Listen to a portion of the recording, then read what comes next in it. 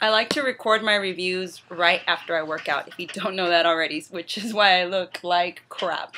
But I am reviewing the Jillian Michaels 30-day or ripped in 30 days.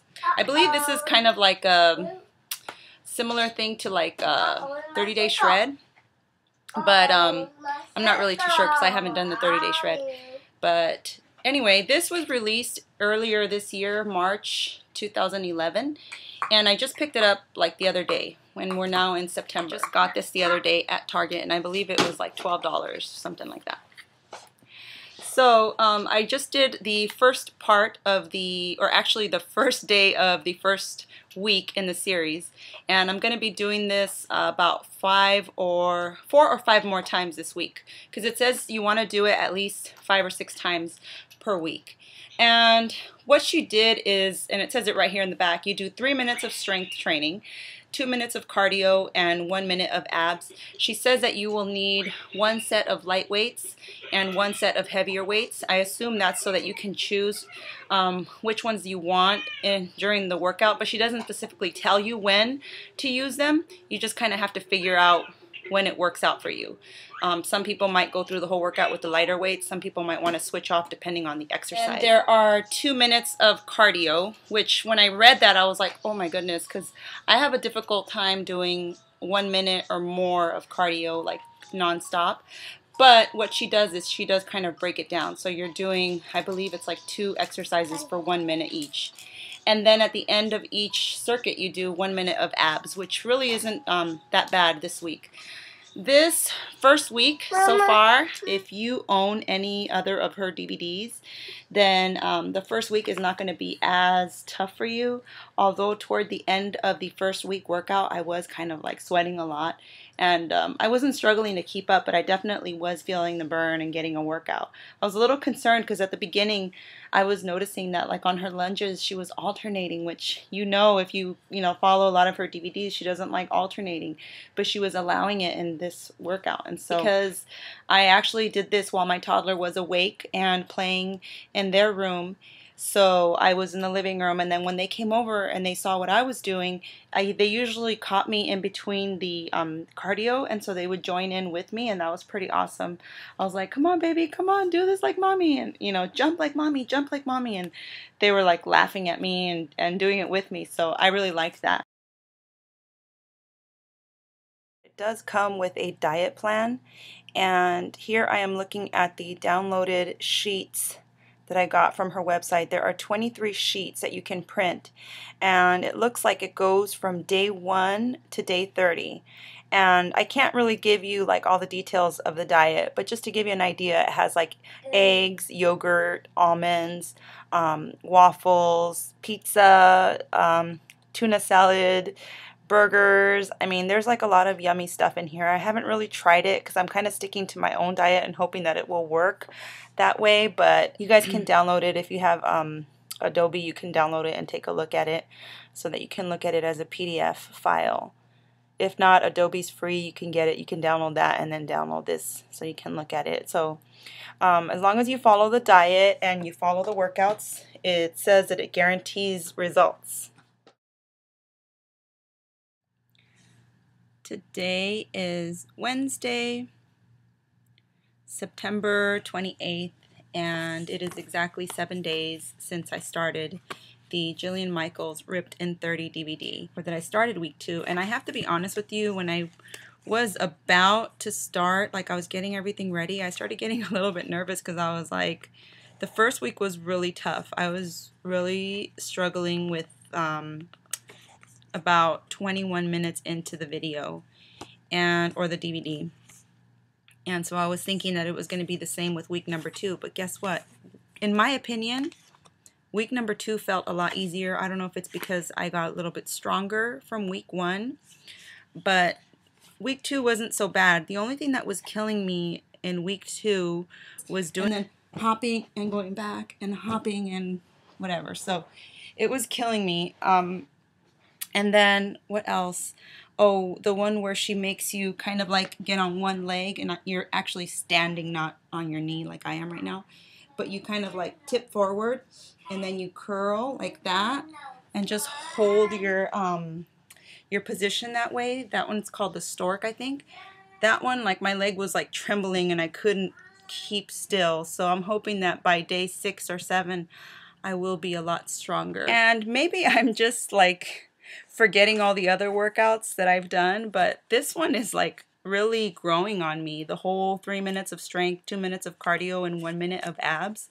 I'm kind of really liking that routine. It makes the exercise go by a lot faster because you know that what you're doing is going to end really soon, as opposed to like when you're on the treadmill, or you're doing an aerobics DVD, or you're doing like even Charlie James 1975 workouts. It's like it's just consistent to the point where you're like, oh my gosh, when does it end? All right, so that's my review for week number 2. I will update you guys once I start on week number 3. I'm afraid what's going to happen is she's really going to kick my butt on week number 3. So, Mama, all done. Yeah, all done. Today is Wednesday, October 5th, and by the time I was done with week number 2, I was able to do those 2 things that I told you I was having a difficult time with. Today I started week 3, and what I can say about this week is that she really kills your quads. You are basically just doing lunges and squats and jump squats, holding, your position in a lunge for a static pose. But I also know that there's going to be a lot of change in my body because of all those lunges and all those squats. So I'm looking forward to finishing week 3, but I'm also, oh my gosh, dreading it, because lunges and squats and all those are like, I hate them. I hate them and I love them, because they're so effective with my lower body. My lower body is very heavy, and so I really have to work on it because I have wide hips. I have not thick legs, but I have long legs, and so if that whole area bulks up too much with fat, then it makes me look really, really, really bottom heavy. So overall, it was a really good workout. The reason why I'm not as sweaty is because I got interrupted a few times by my toddler to go do something and take care of something with them. And so I didn't really do the full workout. And then the other thing is I was pausing whenever I would like feel the burn and it was burning me. I wasn't pushing all the way. I would just stop and give up. So I'm hoping that in the next few days I'll really push so that I can be strong by the end of next week. So we'll see how it goes. My review on week 3. Watch out for your quads. Watch out for your whole lower body. She does do some upper body, but the upper body isn't that bad. It's the lower body that just really kills you. Today is Wednesday, October 12th. Yesterday I finished doing week 3, which in my opinion was the most challenging of them all.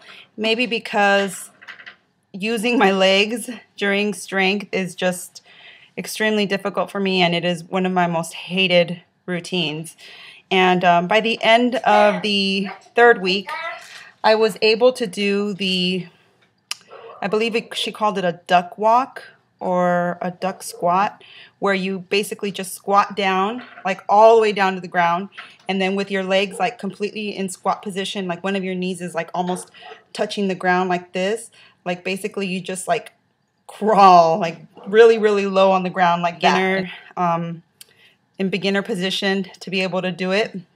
And by the end of the 3rd week, I was able to finish it. And it was a little challenging. It wasn't as challenging as week 3, but it still did push me.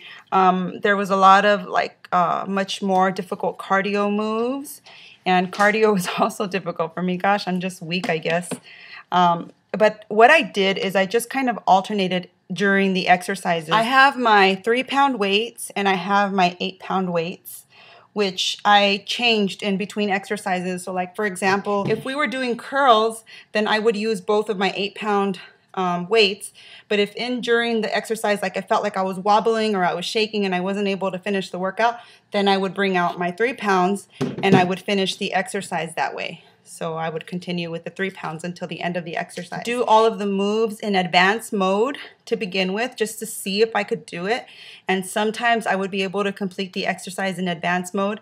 Other times I'd have to, like, in between the exercise, move to beginner mode and then just for a little bit and then push myself up to advanced, like during the exercise. So I didn't allow myself to stay in beginner mode the whole time, and that did kind of help me. if you picture a plate, like a plate of food, you know, just like a circle, 1/4 of it was usually like brown rice or quinoa mixed with brown rice, or a baked potato, like a small baked potato, or some sort of complex carb. So 1/4 of it. The other quarter was made up of like a protein, like a 3-ounce piece of chicken breast, or some tuna fish, or some, you know, whatever, like a fillet of fish or something like that on 1/4 of it. And then the other, you know, half of the plate was all greens, or, you know, yellow and orange vegetables.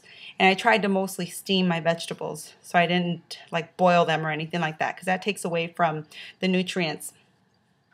And then after I had my meal, so like for example, for breakfast, I would have like a little bit of egg whites for the protein, a little bit of brown rice next to my egg whites, or a little bowl of oatmeal, and then vegetable, some sort of vegetable. And as long as I did that 3 times a day, it was like I was always full, but I would, in between, like every 3 hours, I would drink like a protein shake, anything that had like 20 grams of protein. So I'd put in, you know, like a glass of milk, for example, or I would use almond milk and put in a scoop of my protein powder, some fruit, some frozen fruits. I did a smoothie video recently, and I'll link you guys right here or in the information box, where you guys can see kind of how I did it. The only difference is that instead of using chocolate milk like I did for my toddler, I put in the protein powder.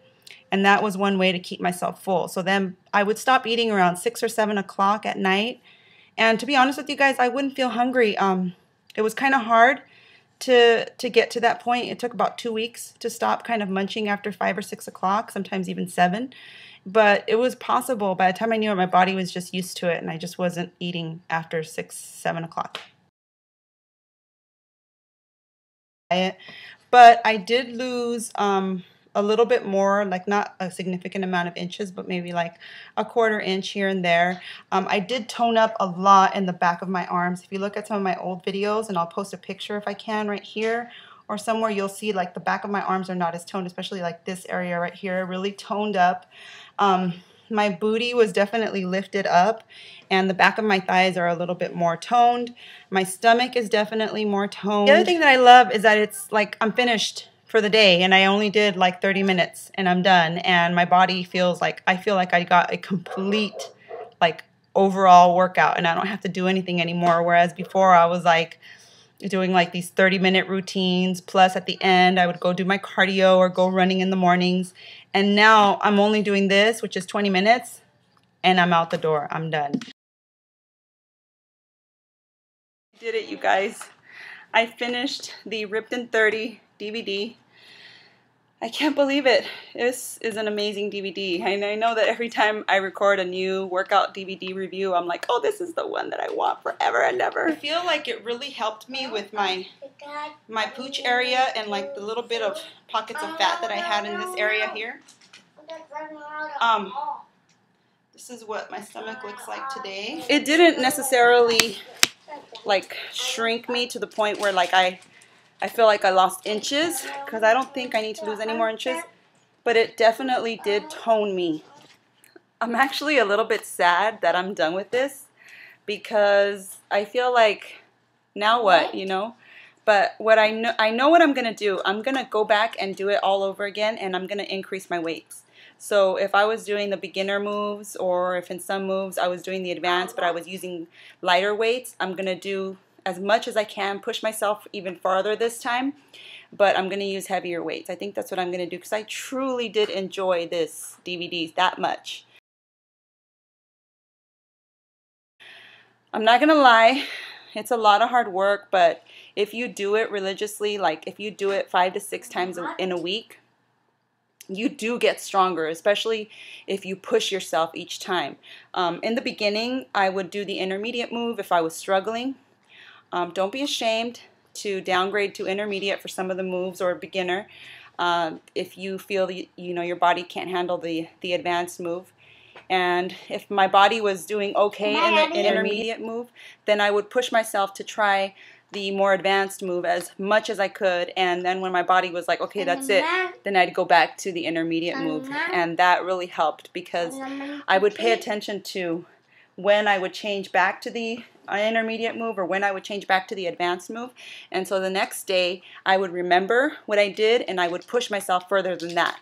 And that's how I noticed that by the time the week was over, I was able to do most of the routine in advanced mode and sometimes even push myself further with heavier weights.